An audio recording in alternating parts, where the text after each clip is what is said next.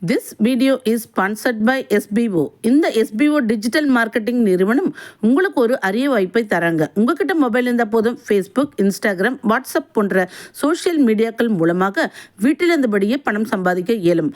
மேலும் பல தகவல்கள் தெரிஞ்சுக்க டிஸ்கிரிப்ஷனில் வாட்ஸ்அப் நம்பரை டேக் பண்ணுறேன்.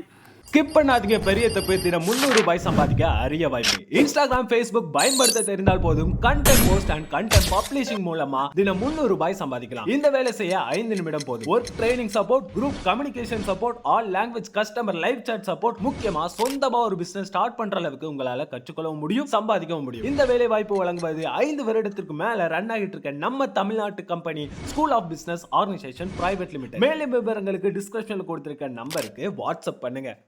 அருள் தரும் ஆலயங்கள் வரிசையில் இன்னைக்கு நம்ம பார்க்க போற ஆலயம் திருநள்ளாறு சனீஸ்வர பகவான் கோவில் பற்றி பார்க்க போறோங்க. மனிதர்களுக்கு பல துன்பங்களை தந்து அவற்றை சுமக்கச் செய்து வாழ்க்கை என்னும் இனிப்பும் கசப்பும் கலந்தது என்பதை உணர்த்துவது சனீஸ்வர பகவானின் கடமையாக இருக்கிறது. பிரம்மன், விஷ்ணு முதலானவர்களாகிய தேவர்களாலும் தேவார பன்னிசையால் பாமாலை சாற்றிய நால்வர்களாலும் பாடப்பெற்ற திருத்தலம் திருநள்ளாறு. புராண காலத்தில் படைப்பு தொழிலால் செருக்கை அடைந்த பிரம்மா சிவபெருமானால் தண்டிக்கப்பட்டு சிருஷ்டி தொழிலை இழந்தார். அதனைத் தொடர்ந்து சிவபெருமானை வேண்டி பூஜை செய்ய பிரம்மன் வந்த இடம்தான் தர்பாரண்யம் என்ற இந்த இடமாகும். அந்தனர் மரபுகளின்படி தர்பைகளால் ஆன கூச்சத்தில் சிவபெருமானை ஆவாகனம் செய்து பிரம்மா பூஜைகள் செய்தார். அந்த கூச்சம் வைத்த இடத்திலேயே பிரம்மாவுடைய பக்திக்கு இறங்கிய சிவபெருமான் கூச்சத்தின் அடியில் சுயம்பு மூர்த்தியாக தோன்றினார். பிரம்மனுக்கு விரும்பிய வரத்தை கொடுத்து சிருஷ்டி கர்த்தாவாக அவரை மீண்டும் நியமித்தார்.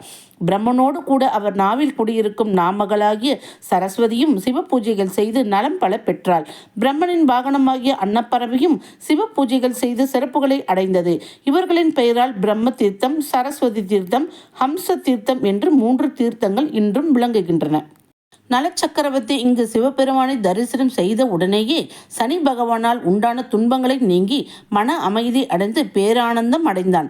தஞ்சையை ஆண்ட சரபோஜி மகாராஜாவின் காலத்தில் இக்கோவில் திருப்பணி அரசு கஜானாவில் நிதி இல்லாமல் தடைப்பட்டது. அப்பொழுது இங்குள்ள ஆதி கணபதி சன்னதியில் சொர்ண கணபதியின் சிலை ஒன்று பிரதிஷ்டை செய்யப்பட்டது. அதனைத் தொடர்ந்து அள்ள குறையாத வகையில் கஜானாவில் தங்கம் சேர்ந்து திருப்பணி தடங்கலின்றி செய்து முடிக்கப்பட்டது. கோவில் திருப்பணிக்கு சொர்ணம் கொடுத்ததால் இங்குள்ள விநாயகருக்கு சொர்ண கணபதி என்று பெயர் வந்தது. கோவிலின் கன்னி மூலையில் உள்ள சன்னதியில் சொர்ண கணபதி வேண்டுவோருக்கு வேண்டிய வரம் தரும் கற்பக கணபதியாக இருந்து பக்தர்களுக்கு அருள்பாலித்து வருகிறார். அதுபோன்று வள்ளி தெய்வானையுடன் கூடிய சுப்பிரமணிய சுவாமி மயில் வாகனத்தில் அமர்ந்து கையில் ஞானப்பழத்துடன் திருக்கல்யாண கோலத்தில் அமர்ந்து சுப்பிரமணிய மூர்த்தியாக விளங்கி வருகிறார். இத்தலத்தில் உள்ள முருகனுக்கு அருணகிரி நாதரால் பாடப்பட்ட அழகான திருப்புகழ் ஒன்றும் உள்ளது.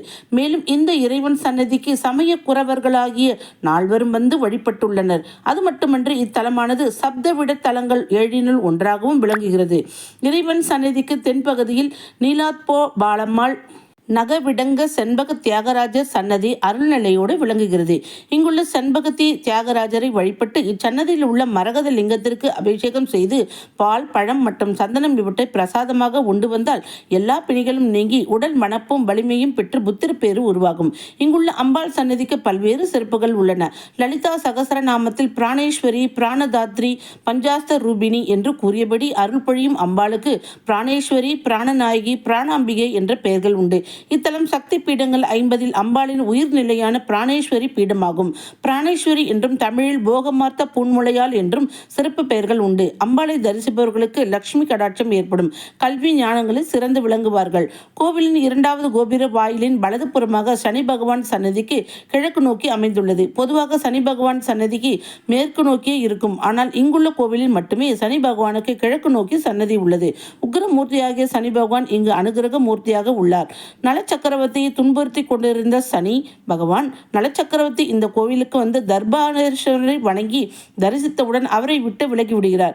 அப்பொழுது என்னை போன்று இங்கு வந்து வணங்கும் பக்தர்களுக்கு சனி பகவான் அருள் புரிந்து அவர்களது துன்பங்களை எல்லாம் நீக்கி நன்மைகளையே செய்ய வேண்டும். இத்தலத்தின் ஒரு காத விஸ்தீரணத்திற்கு சனி பகவான் அனுகிரக பார்வை உடையவராக இங்குள்ளவர்களுக்கு நன்மை அளிக்க வேண்டும். மேலும் இப்பகுதிக்கு இன்று முதல் மூர்த்தி, தீர்த்தம், திருத்தலம் ஆகிய 3ம் என் பெயரில் விளங்கிட வேண்டும் என்று நலச்சக்கரவர்த்தி சுவாமியிடம் 3 வரங்களையும் கேட்டார்.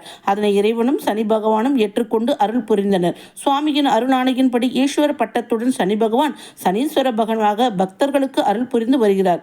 நலனுக்கு விமோசனம் அளித்ததால் இறைவனுக்கு நலேஸ்வரர் என்றும் திருக்குளத்திற்கு நல தீர்த்தம் என்றும் இந்த ஊருக்கு திருநள்ளாறு என்றும் பெயர் வந்தது. இது பக்தி பீட்ஸ் வித் மீ. இந்த சேனல் உங்களுக்கு பிடிச்சிருந்தா லைக் பண்ணுங்க, ஷேர் பண்ணுங்க, சப்ஸ்கிரைப் பண்ணுங்க. மீண்டும் அடுத்த பதிவில் சந்திப்போம். நன்றி, வணக்கம்.